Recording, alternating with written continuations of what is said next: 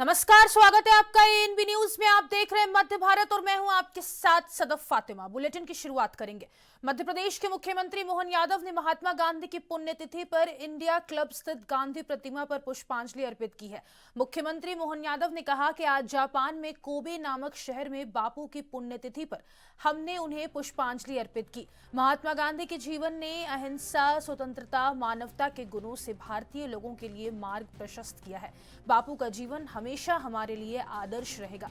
मैं मध्य प्रदेश के युवाओं के लिए निवेश के अवसर बढ़ाने के लिए जापान की यात्रा पर हूं।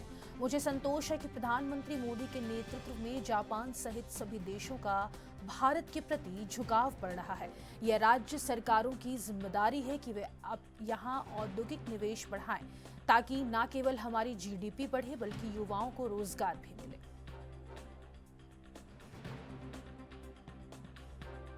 में कोबे नामक शहर में हमने पूज्य बापू की पुण्यतिथि पर अपनी विनम्र पुष्पांजलि की है। मुझे इस बात का एहसास है, महात्मा गांधी जी का समूचा जीवन भारतीय लोगों के लिए, खास करके 19वीं 20वीं शताब्दी के बीच में जिस प्रकार से बापू ने अपने जीवन का एक पूरा दर्शन, एक तरह से अहिंसा, स्वतंत्रता, मानवता, ऐसे कई गुणों से युक्त होकर के बापू ने सदैव सबका मार्ग प्रशस्त किया है। अफ्रीका से लगा करके इंडिया तक जिस प्रकार से उन्होंने अपने सबके लिए एक आदर्श जीवन जी करके पूरे भारतीयों का मान बढ़ाया, सम्मान बढ़ाया, और आज़ादी के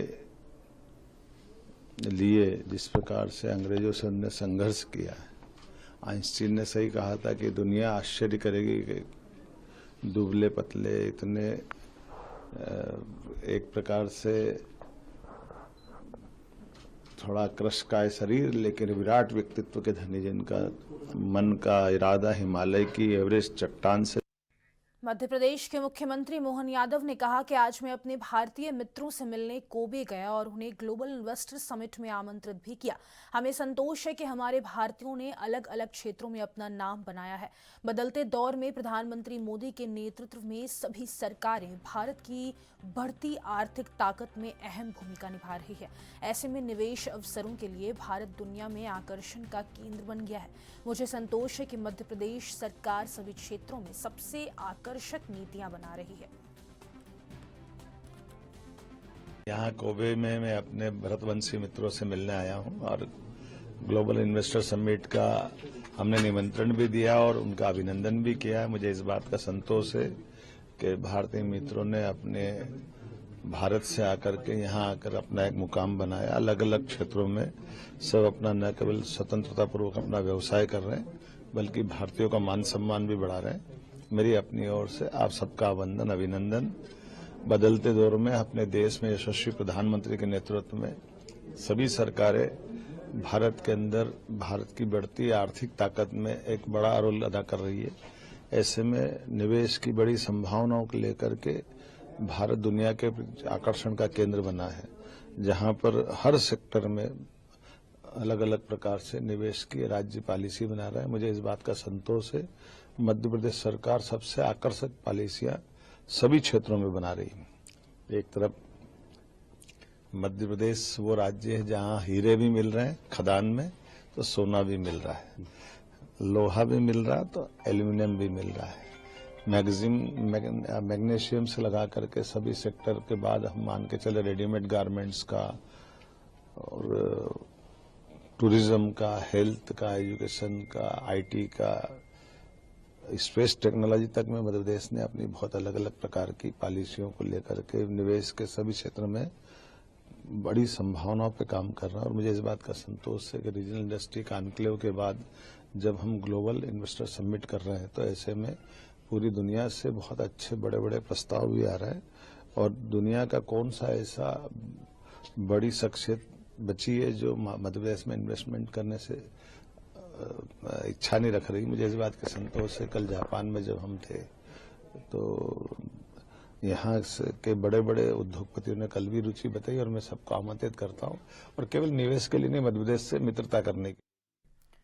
छत्तीसगढ़ के उप मुख्यमंत्री अरुण साव ने कहा कि इससे बड़ा प्रमाण और क्या हो सकता है कि हरियाणा के मुख्यमंत्री नायब सिंह सैनी स्वयं यमुना के तट पर जाकर यमुना के जल को पी रहे हैं।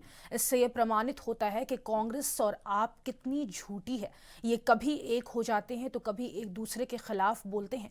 इनकी विश्वसनीयता समाप्त हो चुकी है कि बीजेपी हरियाणा गवर्नमेंट ने यमुना के पानी को जहरीला बना दिया है। इससे बड़ा प्रमाण क्या होगा कि हरियाणा के मुख्यमंत्री स्वयं यमुना के जल को पी रहे हैं, आचमन कर रहे हैं, और ये प्रमाणित होता है कि कैसे झूठे हैं ये कांग्रेस पार्टी और आम आदमी पार्टी के लोग। कभी एक हो जाते हैं, कभी एक दूसरे के खिलाफ बोलते हैं, तो इनकी विश्वसनीयता तो समाप्त हो ही गई है।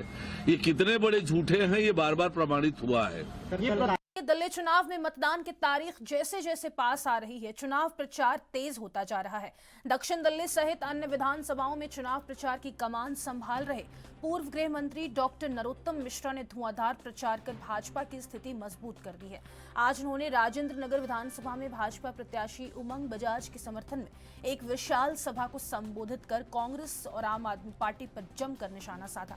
उन्होंने कहा कि तुष्टीकरण की राजनीति करने वाली कांग्रेस के अध्यक्ष मल्लिकार्जुन खड़गे और राहुल गांधी हिंदुओं के आस्था महाकुंभ पर सवाल उठा रहे हैं। उनमें दम है तो हज यात्रा के खिलाफ 2 शब्द बोलकर दिखाए। जितने बयान आ रहे हैं आप देखिए, सारे के सारे झूठ पे आधारित। ये जितने ईडी गठबंधन के लोग हैं, आप उनके बयान देखो किस तरह के। ये कल का केजरीवाल जी का के दुकान खोल दे हमारी। खड़गे जी वो रोजगार का केंद्र नहीं, वो आस्था का केंद्र है। इसीलिए तो इतने करोड़ों करोड़ों लोग जा रहे हैं वहां। एक एक आज 10 करोड़ लोग थे वहां, भगदड़ जो मची है। 13 करोड़। सवाल इसका नहीं है, सवाल इनकी मानसिकता का है।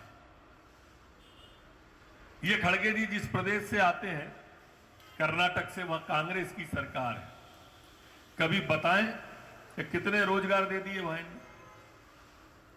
खुद ने किया हो तब बताएं ना। दूसरे पे उंगली उठाना बहुत सरल होता है, लेकिन खुद करके दिखाना बहुत कठिन होता है। सरकार चलाने में और मुंह चलाने में खड़गे जी बहुत अंतर होता है। आप और आपके नेता राहुल गांधी जी हमेशा से हिंदू और हिंदुत्व पर सवाल उठाते हैं, हमेशा से। इन्हीं के ईडी गठबंधन का लोग सनातन को डेंगू कहता है। खड़गे जी हिम्मत है तो हज यात्रा पे एक आध बार सवाल उठा के दिखाओ। ठीक है, कुंभ पे उठा दिया, कोई बात नहीं, पर एक बार हज यात्रा पे उठाओ। सरतन से जुदा का नारा सुन लोगे तत्काल। नहीं उठाते कभी उस पर, क्योंकि ये वोटों की राजनीति है। सिर्फ और सिर्फ हमारे धर्म पर ही चोट करना इनकी मानसिकता है। ये तुष्टीकरण की राजनीति है। तिल्दा नेवरा स्थित रेलवे ओवरब्रिज का मरम्मत कार्य प्रारंभ किया गया है। भारी मालवकों के लिए बलौदा बाजार जिले के सिमगा क्षेत्र से रूट डाइवर्ट कर मालवाहक वाहनों की आवागमन के लिए हताबन नेवर की ओर से रूट डाइवर्ट किया गया। नगरवासी काफी दिनों से रेलवे ओवरब्रिज की मरम्मत की मांग कर रहे थे, जो मांग अब पूर्ण होने वाली है। तिल्दा नेवरा में रेलवे अंडरब्रिज का काम रेलवे के द्वारा किया जा रहा है, जो करीबन 1 माह तक चलेगा। और पुलिस विभाग और प्रशासन के माध्यम से एक डाइवर्सन रूट बनाया गया है, जो सिमगा, हथबन और हथबन होते हुए सिनोदा, सिनोदा से होते हुए नेवरा, नेवरा से होते हुए अपना तिल्दा होते हुए खरौरा की ओर जाएगी।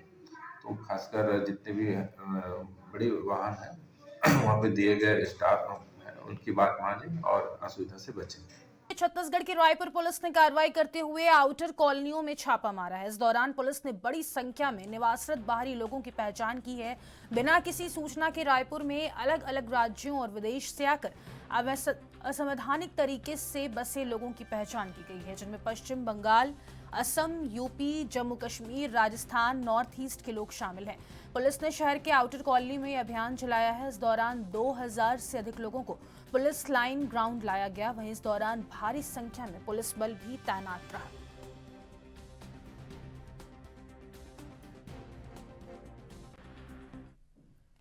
छत्तीसगढ़ में अंबिकापुर के मेडिकल कॉलेज अस्पताल से एक हैरान कर देने वाला मामला सामने आया है, जहां एक 50 वर्षीय महिला की मौत पेट में लगभग 12 किलो का गोला बनने की वजह से हो गई। पोस्टमार्टम की रिपोर्ट में खुलासा हुआ कि गिरने के चलते महिला के पेट में बना गोले के दबाव में आने से फेफड़ा फट गया और अंदरूनी रक्तस्राव होने के कारण उसकी मौत हुई। हालांकि छत्तीसगढ़ में यह पहला मामला है। पीएम किया था, थाना कोतवाली के द्वारा एक महिला को लाया गया था, मृत अवस्था में लाया गया था। पोस्टमार्टम के दौरान हमने जब ओपन किया तो बच्चेदानी का ट्यूमर मिला हमें। उसका वजन हमने किया तो लगभग 12 किलो के आसपास था और बहुत सॉलिड मास था वो। दरअसल पुलिस ने हिस्ट्री दिया था कि वो बाथरूम जाते वक्त नीचे गिर गई थी और वो मृत पड़ी हुई थी।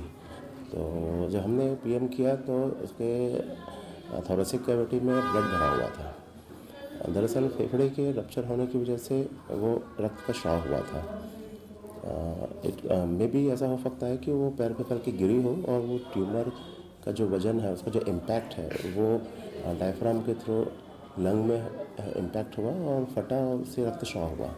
तो अत्यधिक रक्तस्राव की वजह से उसकी मौत हुई थी। और इतना बड़ा ट्यूमर मैंने अपने करियर में पहले कभी नहीं देखा था। लगभग 12 किलो वजन ही था।